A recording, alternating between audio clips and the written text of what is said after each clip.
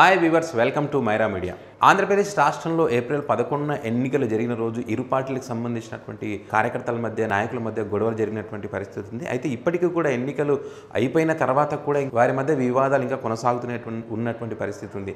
So మొత్తం మీదైతే ఎన్నికల రోజు ఎనిమెట్ల గ్రామంలో కోడెల శివప్రసాదరావు బూతులకు వెళ్ళినటువంటి నేపథ్యంలో వైఎస్ఆర్ కాంగ్రెస్ పార్టీకి సంబంధించినటువంటి కార్యకర్తలు అడ్డుకోవడం, అదేవిధంగా గ్రామస్తులు ఆయన మీద దాడి చేశారనేటువంటి అంశాలను పరిగణలోకి తీసుకొని ఎవరైతే దాడి చేశారో వారందరి మీద కేసు నమోదు చేసి వారిని అరెస్ట్ చేసినటువంటి పరిస్థితి.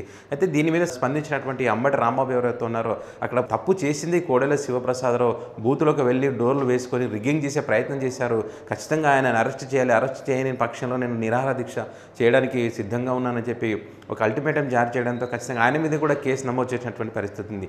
ఈ నేపథ్యంలోనే తనపైన కేసు నమోదైనటువంటి పరిస్థితుల్లో కోడెల శివప్రసాదరావు స్పందిస్తూ, నా 40 ఏళ్ల రాజకీయ జీవితంలో ఇలాంటి ఎన్నికలు చూడలేదు, ఇలాంటి నాయకులు కూడా నేను ఎప్పుడు చూడలేదు, వీరంతా కూడా సంఘటనకు సంబంధించినటువంటి వీడియో ఫుటేజ్ని బయట పెట్టాలి, ఖచ్చితంగా న్యాయం జరగాలి, అక్కడ ఎవరు తప్పు చేశారు, ఎవరు నా పైన దాడి చేశారనేటువంటి అంశాలు కూడా ఆ వీడియో ద్వారా చూస్తే కనుక సరైనటువంటి న్యాయం జరుగుతుంది అనేటువంటి అంశాలు కూడా ఆయన ప్రస్తావించడం జరిగింది.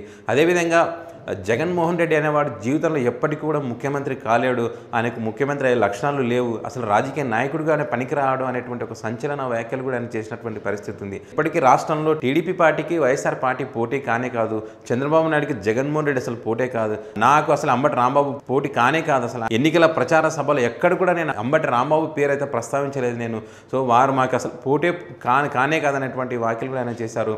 అయితే మొత్తానికైతే జరుగుతున్నటువంటి తీరు, రాష్ట్రానికి సంబంధించినటువంటి అంశాలను, రాష్ట్ర అభివృద్ధి గురించి కానీ, రాష్ట్రంలో సంక్షేమం జరగాలన్నా కానీ ఖచ్చితంగా టీడీపీ పార్టీ అధికారంలోకి వచ్చే అవకాశం ఉంది. దానికి నిదర్శనం రాత్రి 12-1 గంట వరకు కూడా మహిళలు, వృద్ధులు అత్యధికంగా పాల్గొని ఓట్లు వేసినటువంటి పరిస్థితి ఉంది. ఆ సంకేతం అంతా కూడా టీడీపీ పార్టీని అధికారంలోకి తీసుకురావడానికి వీరంతా ముందుకొచ్చారనేటువంటిది ఘంటాపథంగా చెప్తున్నాం. ఖచ్చితంగా మళ్ళీ మేము అధికారం ఫామ్ చేస్తాం. ఈ దుర్మార్గమైనటువంటి నాయకులు ఎవరైతే ఉన్నారో, దుర్మార్గమైనటువంటి పాలన చేస్తున్నటువంటి ప్రతిపక్షం ఎవరైతే ఉన్నారో వారందరికీ కూడా ఖచ్చితంగా న్యాయపరమైనటువంటి చర్యలు ఖచ్చితంగా తీసుకుంటామని కూడా ఈ సందర్భంగా చెప్పడం జరిగింది. అదేవిధంగా అసెంబ్లీకి హాజరు కాకుండా జీతాలు తీసుకున్నటువంటి వారు రాజకీయాల్లో ఉండడం ఎంతవరకు సమంజసం, ప్రజలకు ఏ విధంగా వాళ్ళు మేలు చేయగలుగుతారనేటువంటి కూడా ఆయన ప్రస్తావించారు. మొత్తానికైతే రాష్ట్రంలో ఎన్నికలు ముగిసిన తర్వాత కూడా ఈ వాతావరణం ఇంకా వేడివేడిగా నడుస్తున్నటువంటి పరిస్థితి ఉంది. ఎలక్షన్ల రిజల్ట్ వరకు ఎవరు అధికారంలోకి వస్తారో, ఎవరు ఓడిపోతారో అనేటువంటిది మాత్రం ఇంకా ఇరు పార్టీలకు సంబంధించినటువంటి వివాదాలు అయితే ఇంకా కొనసాగుతున్నటువంటి పరిస్థితి ఉంది. సత్తెనపల్లి నియోజకవర్గానికి సంబంధించి ఇప్పటికే ఎన్నో అభివృద్ధి కార్యక్రమాలు చేయడం జరిగింది. అదేవిధంగా ఇక్కడ క్లబ్బులు కానీ, ప్యాకాటకు సంబంధించినటువంటి కొన్ని అసాంఘిక శక్తులు ఏవైతే ఉన్నాయో ఇక్కడ సత్తెనపల్లి నియోజకవర్గంలో వాటన్నిటి కూడా లేకుండా ఒక మంచి పరిపాలన అందించే ప్రయత్నం చేశాను. ఒక స్పీకర్గా కూడా నిష్పక్షపాతకంగా వ్యవహరించినటువంటి తీరు నాది, ఎవరిని కూడా ఇబ్బంది పెట్టినటువంటి పరిస్థితి లేదు.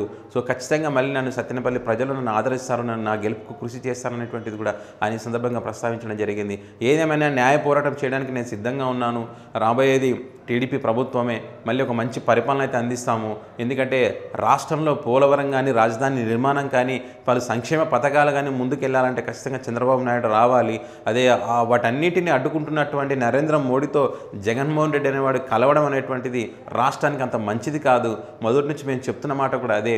రాష్ట్రానికి నిధులు ఇచ్చి సహకరించకుండా ఉన్నటువంటి ప్రధానమంత్రి మోడీని జగన్మోహన్ రెడ్డి అనేవాడు మంచి కితాబునివాడు, అంటే మంచి పరిపాలన చేస్తున్నాడని చెప్పడం వారి మధ్య ఉన్నటువంటి ఒక ఒప్పందానికి ఇది నిదర్శనంగా మేము చెప్తున్నటువంటి పరిస్థితి ఉంది. సో మొత్తానికైతే రాష్ట్రంలో మంచి పరిపాలన రావాలంటే ఖచ్చితంగా చంద్రబాబు నాయుడు రావాలి. జగన్మోహన్ రెడ్డి కేవలం ఆంధ్ర ఓటర్లు కావాలి, ఆంధ్రలో ఉండేటువంటి ఆస్తులు కావాలి, కానీ ఆంధ్ర ప్రజల బాగోగులు కోరుకునేటువంటి వ్యక్తి కాదు. హైదరాబాద్ నుండి పరిపాలన చేసేటువంటి వ్యక్తికి ఆంధ్రప్రదేశ్ అభివృద్ధి గురించి ఏం తెలుస్తుంది అనేటువంటి కూడా ఆయన ఈ సందర్భంగా ప్రస్తావించినటువంటి పరిస్థితి ఉంది. సో మొత్తానికైతే ఎన్నికల రోజు జరిగినటువంటి వివాదం ఏదైతుందో ఇంకా ఎన్నిక అయిన తర్వాత కూడా ఇంకా జరుగుతున్నటువంటి పరిస్థితి ఉంది. మరి దీనికి ఫుల్ స్టాప్ ఎప్పుడు పడుతుందో రానున్న రోజుల్లో తేలనుంది. ఈ వీడియో కనుక మీకు నచ్చినట్లయితే లైక్ చేయండి, షేర్ చేయండి, మీ అభిప్రాయాలను కామెంట్ రూపంలో తెలియజేయండి. ఇలాంటి లేటెస్ట్ ఇంట్రెస్టింగ్ అప్డేట్స్ మీరు పొందాలనుకుంటే మైరా మీడియా ఛానల్ని సబ్స్క్రైబ్ చేయడం మాత్రం మర్చిపోవద్దు. Thanks for watching.